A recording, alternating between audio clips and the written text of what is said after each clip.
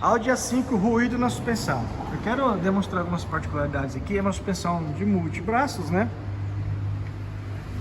E aqui, ó, a gente vai tentar achar uma folga. Essa bucha aqui é uma bucha hidráulica. Ó. Nada demais, tá?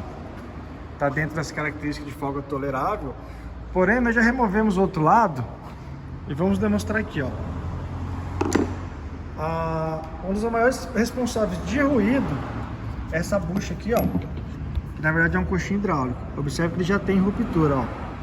E no alojamento, no local, você não consegue sentir folga, tá? Mas ela começa a trabalhar na própria borracha.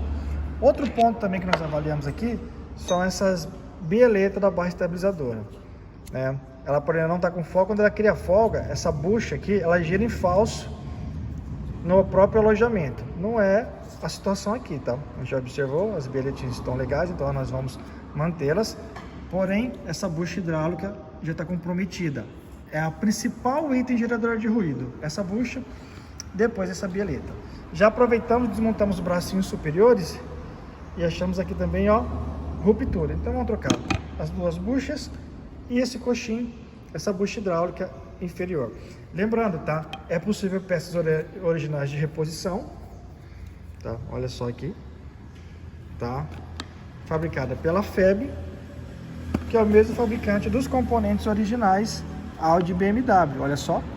Então você consegue manter o mesmo padrão de qualidade na reposição aí no mercado de reparo, né? Digo assim, no mercado de reposição. Porém não são muito baratos, tá? Mas o serviço fica de qualidade.